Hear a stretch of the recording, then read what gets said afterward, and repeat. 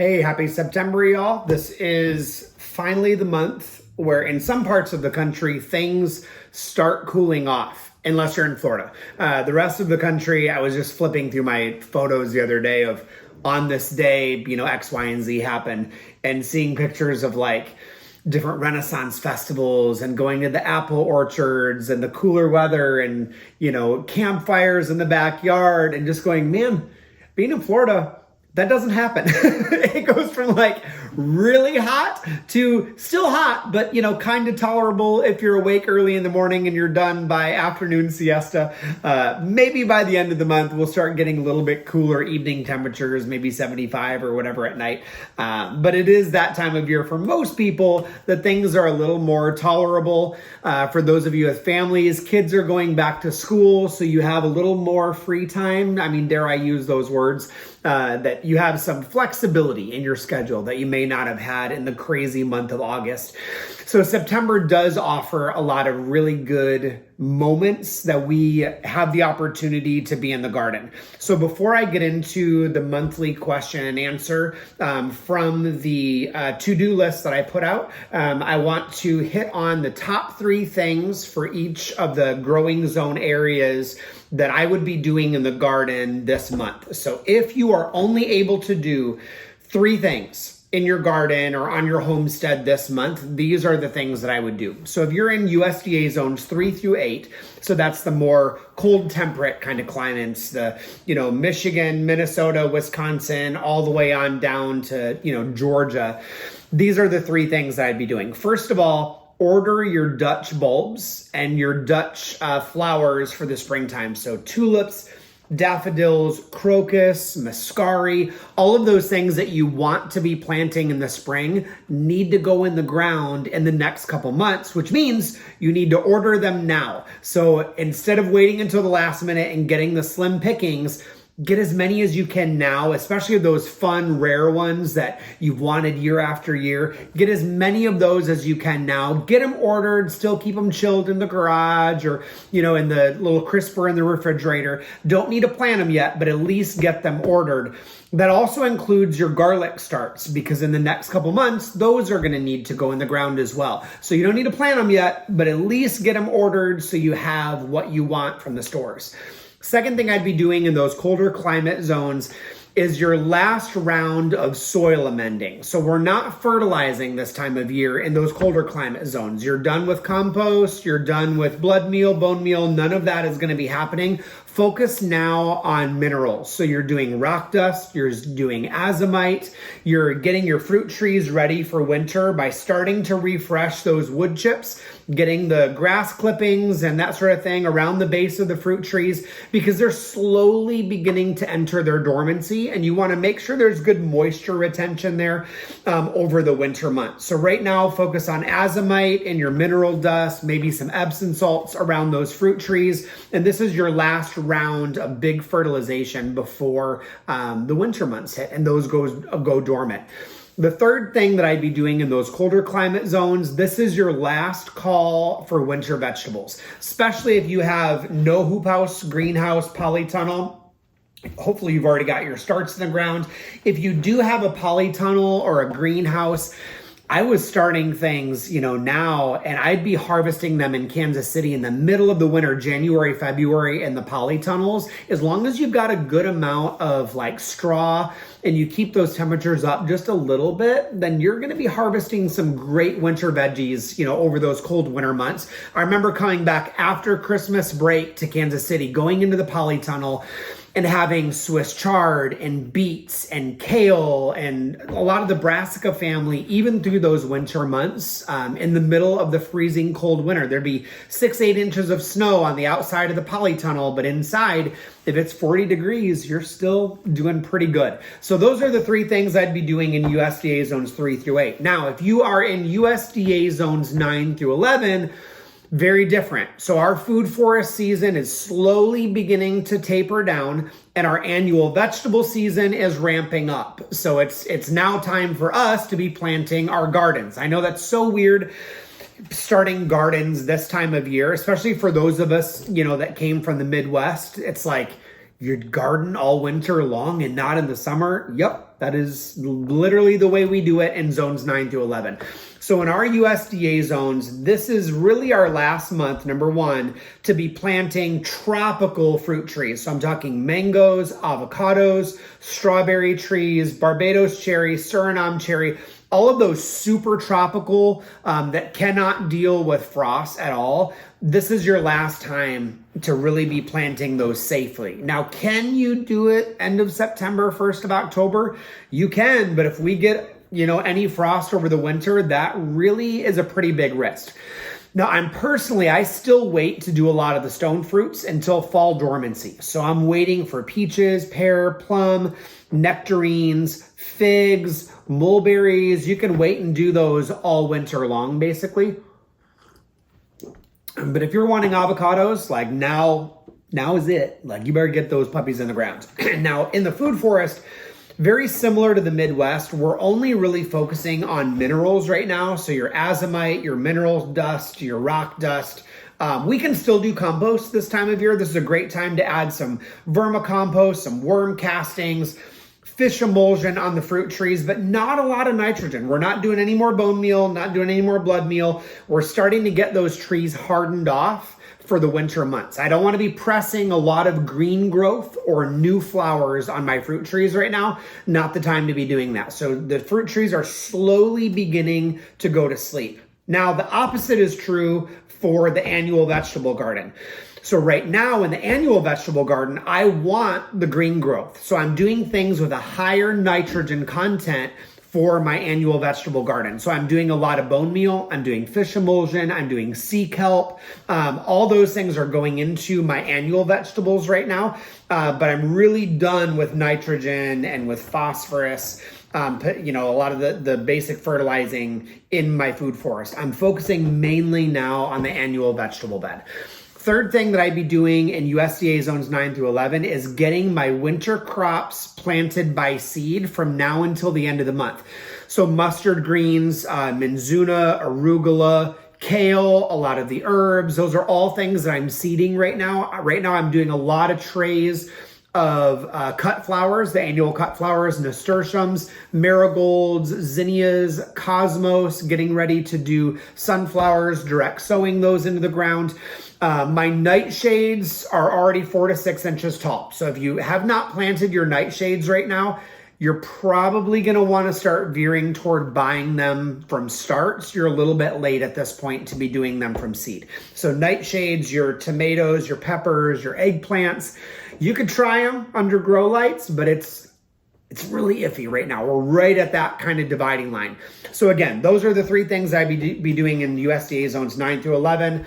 Last time to plant tropical trees, doing your azomite, your rock dust, and Epsom salts in the food forest, blood meal on your annual vegetables, and third is planting those winter crops. So let me turn my little page here really fast, and we're going to jump into the monthly questions that come in. So all of these questions come in through Patreon. Some of the questions come in through patrons that are on Instagram or through email, or ones that will just text me really quick and just say, hey, can you add this onto the list?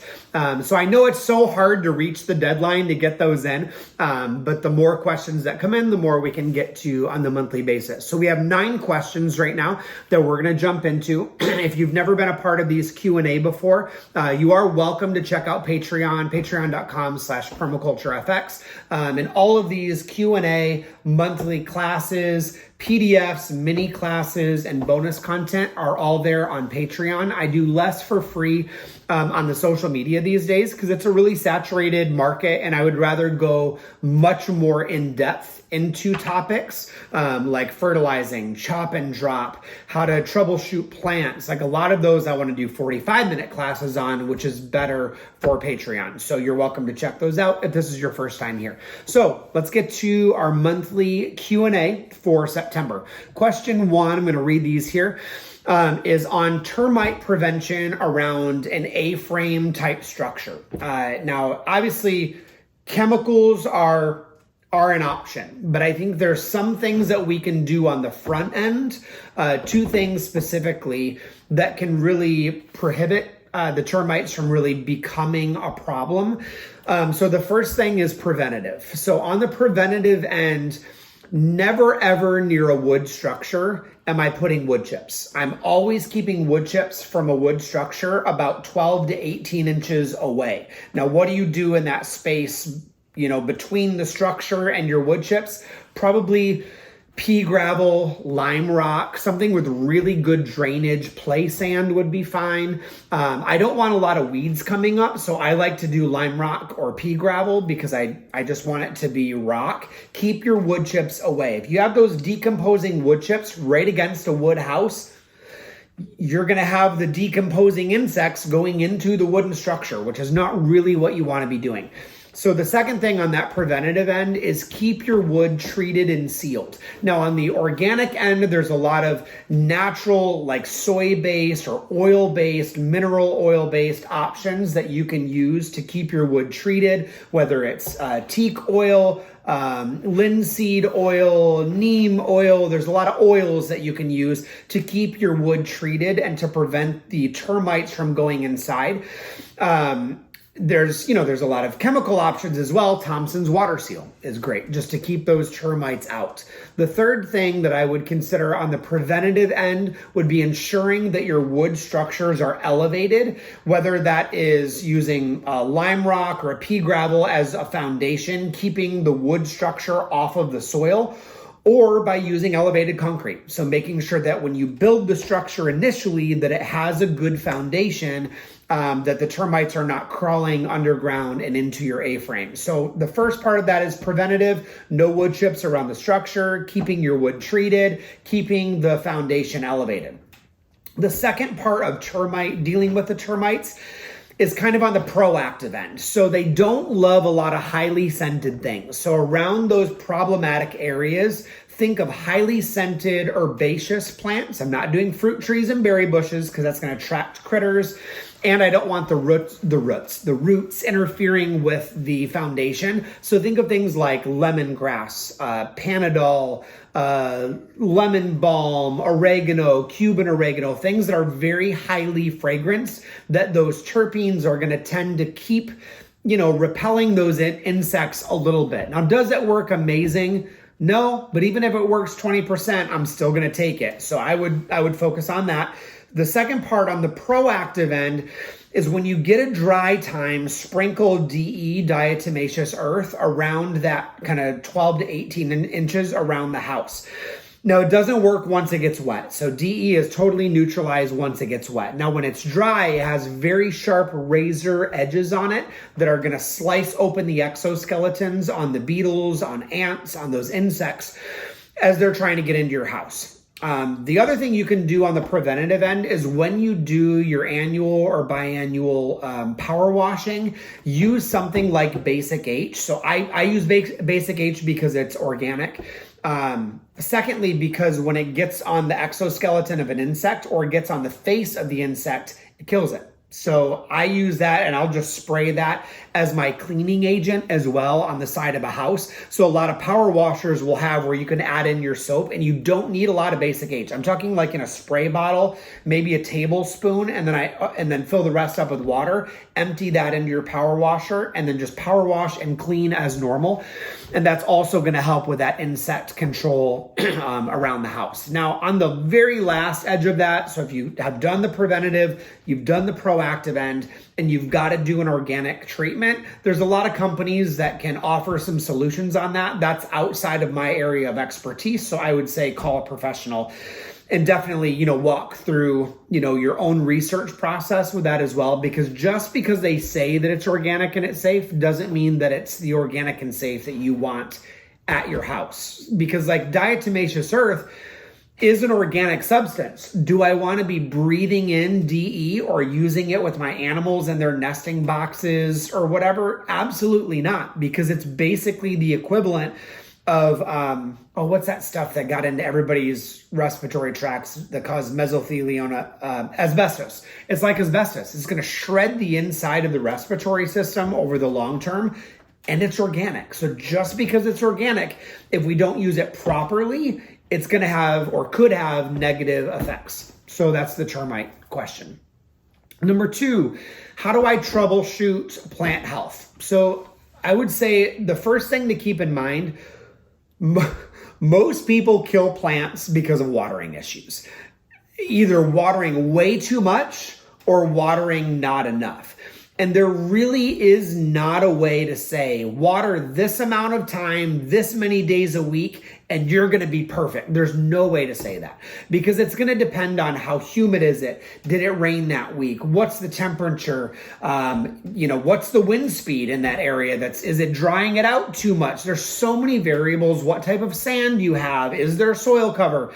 There's no way to say water the plant for this much time, this many hours a week, and you're going to be totally fine. The only way to check it is by you being involved and you putting your darn finger into that soil and feeling, is it wet? If it's wet, I don't care if it's been 4 weeks, don't water. If it's wet, it doesn't need you to be helping it. In fact, if you've been wood chipping, it should be moist, even after 2, 3, 4 weeks when you pull those wood chips back. So the finger test is the only sure way to know if you need to water. Put your finger in down to that big knuckle. If it's wet, don't water. If it's dry, probably wait for a day or two, let those roots go search for water, and then give it a watering. And when you water, it's better to water really, really deep.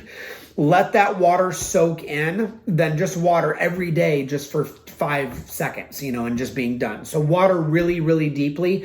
So I would say the first thing to check on plant health is watering. And the only way for you to know that is by you being involved on your site. In your system, there's no replacement, because the reality is the effects on the leaves of too much water or not enough water, they look exactly the same. The leaves turn brown, they shrivel up, and they die. So there's no way to tell just by looking at leaves, oh, it's too much water, it's not enough water. The leaves do the same thing. The only way for you to tell is by getting your hands in that soil, by you being an active participant in your system. That's pretty much the only way to tell. The other way to look at plant health is by examining the leaves. The leaves are an amazing indicator as to what is wrong. So, for example, one thing that I like to look for is chlorosis. Chlorosis is when you look at the leaf and everything is pale, but you get these dark green veins. We've all seen that. So that chlorosis, or that dark green venation, means one of two things. You either need magnesium or you need iron. So there's a way to tell the difference, but let's cut it really, really easy. When you see chlorosis, start with Epsom salts. It's the cheapest. It's the cheapest solution. So start with Epsom salts, just sprinkle a little bit around the base, maybe a tablespoon, 2 tablespoons, wait a week and see what happens. Try it again the next week. If that doesn't work, I would move to like a foliar spray of chelated iron. But whenever you see that dark venation, it's usually magnesium or iron deficiency. If the leaves are just light green all the way across the board, that's generally a nitrogen deficiency. If you've got like brown tips or brown blotches on them, usually it's either sun scald or fertilizer burn. And I would say lastly, if the leaves started to get really saggy and then crispy, it's a watering issue, either too much or too little. So I would say the best way to examine your plant health is by studying the leaves and sticking your fingers in the soil and seeing what is going on. If it's a newly planted thing, I'll even expose some of the roots a little bit, dig them back to see what are the roots doing. If they're not going out and branching out, probably have a fertilizer thing going on. So I hate to say it, but in the what's wrong with my plant realm, it depends. What are the leaves telling you? What is the soil telling you? Do you have good amounts of wood chips around the base? And you can always take a picture of it if you're on Patreon, upload it into the group chat and get feedback from us live there. There's so many brilliant people in the Patreon group that, the insight that they give, I learn from all the time as well. Question number 3, my transplants for annual vegetables are really yellow after I put them in the ground. What's wrong? 2 things, either 1, transplant shock, which is totally normal, give them a week or 2 and they're going to rebound, or number 2, they're short on nitrogen. Usually what happens with a transplant is you put it into the ground, and if you've got wood chips, those wood chips may have tied up the nitrogen a little bit, so maybe do a fish emulsion watering or foliar spray. Or add some blood meal as an amendment to your annual vegetable bed. But if your transplants on annual vegetables are yellowing, it's either transplant shock or a nitrogen deficiency. Could be a combination of both. Question number 4, why are locally adapted seeds so important? So before I answer that question, what are locally adapted seeds? Locally adapted seeds are seeds that have been seed saved year after year. So when that plant has flowered and has gone to seed, you save seeds, collect them, and those are the ones that you plant next year. Now, the amazing thing about those plants is they have memory. They start learning what is the climate like, what's the soil structure like. The seeds that I collect are from the biggest, healthiest fruit every single year because I know they're doing really well. They've got really good genetics and they learn your geographical region. Now, how big is that region? I mean, it could be a few counties or it could be 5 states. That totally depends. You can actually look up what's my ecoregion. Really fascinating study because it's very different than your growing zone. But those locally adapted seeds have memory for your area.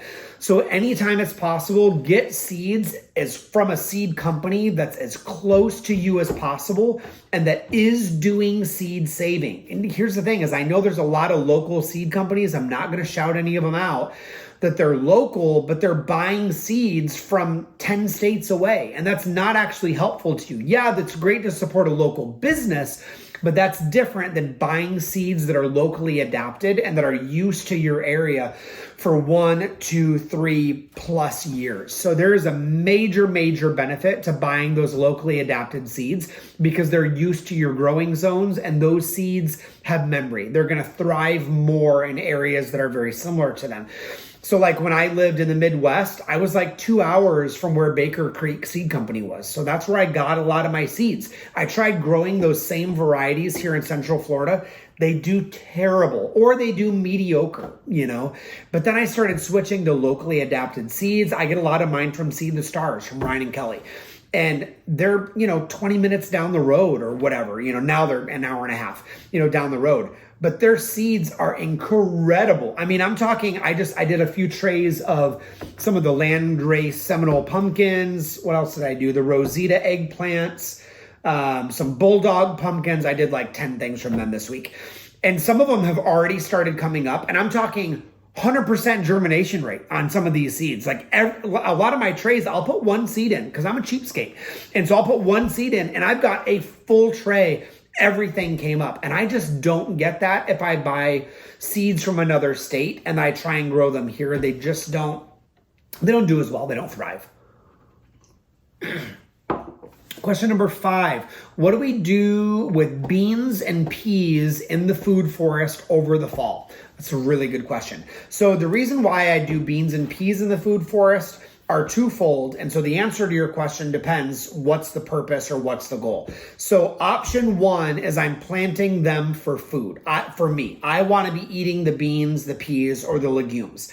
So if that's the goal, let them grow all the way up and harvest them when they're ripe until they're done. And then you're going to get a mediocre nitrogen fixing effect. So if my goal is food for me, let them grow, harvest the beans. You're going to get a little bit of nitrogen, not a lot. On the other hand, if your goal is nitrogen fixing, soil repair, that's very different. So if your goal is soil repair or animal forage and fodder, which might be your scenario, you want to let those grow up full green foliage and almost to where the flowers go into full bloom, then chop and drop or put the animals on them. The moment those flowers start producing seed pods, the nitrogen levels start going down. So if you want peak nitrogen, cut it off at the peak of the green growth before it goes into full flower. So again, if your option is food, if your goal is food, let them go into full flower, let them die off naturally toward the end of the spring and you'll be fine. You're not going to get a lot of nitrogen. If your goal is animal forage and fodder, or you want the nitrogen, then peak of the green almost before peak flowers and then chop them and drop them or let the animals go on them. And again, let the animals eat them off, but not all the way to the ground because they may grow back. If they've still got 1 or 2 nodes above on that stem, you're probably going to get those legumes to grow back again for another cycle to put the animals on them again and again. Question number 6, what should we be doing with chop and drop plants this time of year? And they listed 4 of them. So the first one is Mexican sunflower. So I would say this depends on your goal. If your goal is to grow the chop and drop to build your soil, then I would say this month until the end of September, beginning of October, keep chopping, keep dropping, keep chopping, keep dropping. Anytime they get above 3 or 4 feet, while the growth is still green and not woody, I'm cutting them down. I'm doing that with sun hemp. I'm doing that with daisy tree as well. If, however, it's a chop and drop plant that is protecting like a new avocado or a new mango tree or a new strawberry tree, starting this month, I'm probably going to let them grow to full capacity because I want them to be big, green, and bushy before the winter because they're going to become a wind block or a frost block for those trees. So for sun hemp, I would say if your goal is soil building, then I would say chop and drop now until the end of October. If your goal is to protect your trees, maybe do 1 more chop and drop and then no more until next spring. Moringa, I would say chop and drop right now or be drying it as much as possible until December, January. Daisy tree, honestly, daisy tree I'm letting kind of go right now because I love the blooms. The blooms smell like cookie dough, like chocolate chip cookie dough, so I'm not cutting those anymore. Sun hemp, keep rotating animals through. Keep rotating them through, keep rotating them through. Unless the sun hemp is on an annual vegetable bed.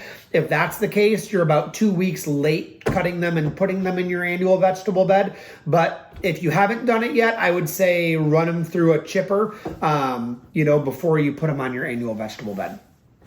Number 7, can we grow tropical spinaches indoors over the winter? Yes, you can, but it's going to be more for preserving that plant and having your insurance policy than a high yield in production. Tropical spinaches, just for whatever reason, don't thrive indoors. They'll survive over the winter. So if you're in the Midwest, you're definitely bringing those indoors so you can plant them in the spring. If you're in the USDA zones 9 through 11, you've still got probably 2-3 more months before you need to bring those inside for the winter for your insurance policy. But, they're not really going to produce a lot. I would say if you're in the warmer climate zones, just enjoy your annual greens, your Menzuna, your arugula, your Egyptian spinach, your Ethiopian kale. Enjoy those over the winter and then let your tropical spinaches be for the summer. Last question here is on poultry tips. No, sorry, 2 more questions. Last one for this one is poultry tips for the month. What do I need to be doing for ducks, for chickens, etc.? That's a really good question. So no matter where you're at right now, daylight hours are shortening, which means they're going into their fall molting season. So a lot of these girls look a hot mess. My chickens right now kind of look like they have cancer. They got bald spots all over them. Their feathers are really ratty looking. So you want to let them go into molt. I think a lot of people try forcing chickens to lay over the winter by increasing the light, by adding light fixtures and artificial sunlight into their houses, which is a terrible idea. Yeah, you're going to get eggs, but you're forcing their body to produce when their body wants to rest. So think about what's happening with those natural rhythms. Just like you and I have a natural sleep cycle, a circadian rhythm, we have a natural rest cycle. On the 7th day, I'm resting. I want to rest. And that's true in Christian culture, Jewish culture, Muslim traditions, many, many cultures on the planet have a natural cycle of rest and letting the land or letting animals rest. So when your animals are going into this rest mode right now, their body is shedding those feathers. What those feathers are made of primarily are B vitamins, protein, and calcium. B vitamins, protein, and calcium. Think about this for a second. So their body is utilizing all the B vitamins, protein, and calcium that they can because they're trying to produce feathers. Guess what else is made of B vitamins, protein, and calcium? Eggs. So the reason why their bodies are stopping laying so much is that nutrient reserve needs to be used to repair their feathers. So it's actually good for you to let them slow down on laying so their body can heal. Now, can you force them to lay more? Yep, you sure can, but it's going to damage their health in the long run. So let their body heal. The best way to help them right now is to give them more B vitamins, protein, and calcium. So calcium you just have on hand, whether it's by giving them aragonite, by giving them oyster shells, or by drying and crushing up their own shells and giving it back. B vitamins is going to be found in a lot of your deep leafy greens. Feeding them moringa this time of year is a really great choice. Garden scraps, clover if you've got it, if you're in the Midwest. Extra garden scraps are really, really good for them. Protein is phenomenal. So great ways to do protein are mealworms, soldier flies, dried or fresh. Honestly, my favorite thing to do right now, go to the grocery store, or sorry, not the grocery store, the pet store, buy minnows, and then get out a baking sheet and dump the minnows in shallow water in the baking sheet and just let the chickens go fishing. And it is hilarious. The funny thing is there's like 50 of them in the sheet, but when one catches one, everybody wants to go chase the one that just caught one instead of just getting their own. It's good entertainment, and it gives you the B vitamins, gives you protein, gives you omega-3 fatty acids for your birds. So there's a lot of really fun ways to increase those B vitamins, calcium, and protein for your animals. So get creative in it. Lots of bugs, lots of mealworms, lots of little fish scraps, and that sort of thing. So last question for this month is, when do I plant my cover crops? If you're in the colder zones 3 through 8, you should have already done it in August or right now. If you go past this week, probably not going to have time to let those cover crops really get established to do you much good over the winter. If you're in zones 9 through 11, pretty much now through mid-October, if you're lucky, end of October. So I would start doing it now. I never do all of them all at once. I kind of stagger. I'll do a little bit now. I'll do a little bit next week. I'll do a little bit the next week. Sometimes I'll seed them in the same area. Sometimes I'll just walk and I'll just scatter something different. Sometimes I'll walk through, and if I see a bald spot in one patch, I'll just go throw some daikon or throw some purple top turnips or some clover. I would say for me, the number one cover crops that I would be doing in the colder zones right now would be chicory. Really great pollinator, pretty flower, great mineral miner, very dark leafy green, daikon radishes, purple top turnips, and I would say clover. Lots and lots of clover over the winter months, and the warmer climates this is our ideal time to be doing clover. I love the clover mixes. You can get them cheapest, like if you go to a tractor store and just get the deer plot field mixes that have like 3 or 4 different types of clover. If you want more locally adapted ones, I use Hancock Seed Company. They have a mix called the Killer Clover Mix that has like 5 to 7, depending on the year, different varieties of clovers. And then you've always got something blooming. It's great for animal forage, animal fodder, soil repair. So really, really good. So if you are in the colder zones, 1st of August, pretty much through Labor Day weekend or right now, or in USDA zones 9 to 11, starting right now through mid to end of October is really our main kind of cover crop winter cropping season. So hopefully these questions are helpful to you. If you have other questions, you're welcome to check out Patreon. The link for that is in the link tree in my bio. So as always, get outside, have fun, and hopefully I will see you in the garden.